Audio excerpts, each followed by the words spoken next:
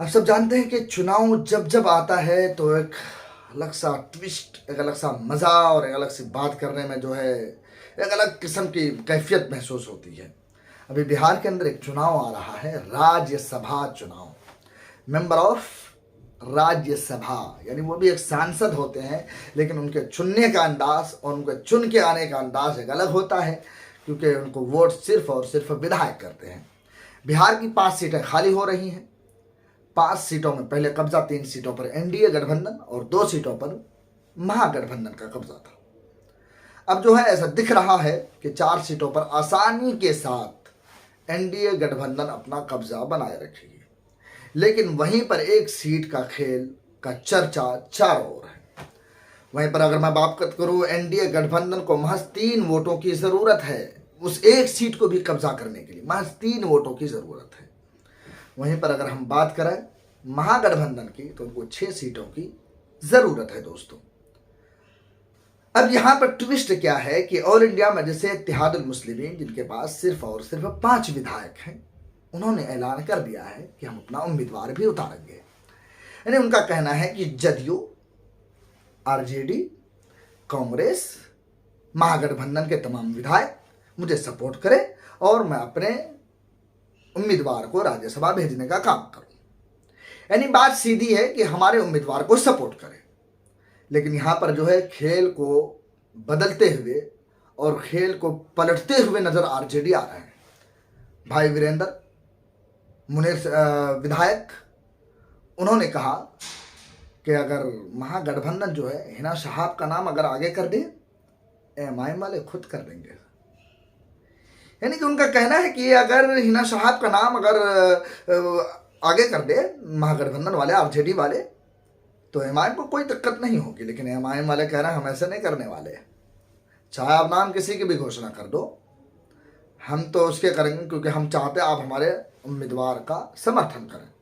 हमने इससे पहले किया था महाराष्ट्र के अंदर, बिन बुलाए मेहमान बने थे हम, लेकिन हमारे साथ वही होगा, बेगाने के शादी में अब्दुल्ला दीवाना। हम अब्दुल्ला बनने वाले नहीं हैं।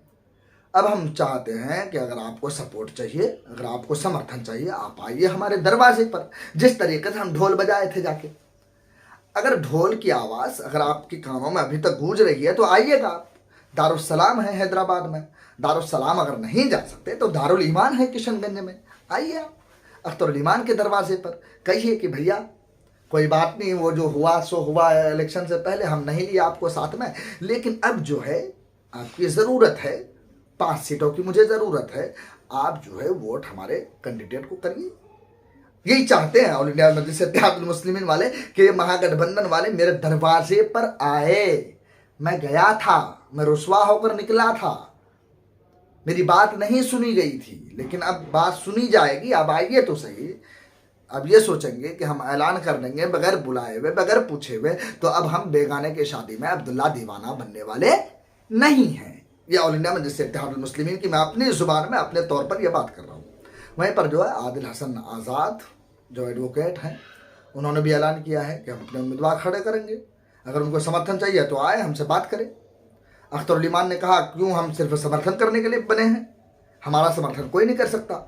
वहीं पर आईपी गुप्ता जो कि विधायक है सहरसा से, उनकी अपनी पार्टी है, उन्होंने कहा कि हम महागठबंधन के साथ, खूंटे के साथ खड़े हैं। आईपी गुप्ता के बारे में बता दूं, हैदराबाद में भी गए हुए थे, आपने वीडियोस और फोटोज देखा होगा। अकबरुद्दीन ओवैसी साहब उनके स्वागत, उनका इस्तकबाल करते हुए नजर आ रहे हैं, उनको जो है मालाएं पहनाते हुए नजर आ रहे हैं। उन्होंने सीधे तौर पर खूंटे की तरह मजबूती के साथ महागठबंधन के साथ हैं, महागठबंधन से बाहर नहीं है। लेकिन अब ऑल इंडिया मजलिस इत्तेहादुल मुस्लिमीन जो इस खेल में किंग मेकर बनते हुए नजर आ रहे हैं, उनका कहना है कि अगर चाहिए यहाँ हम नहीं, ये कहना चाह रहे हैं।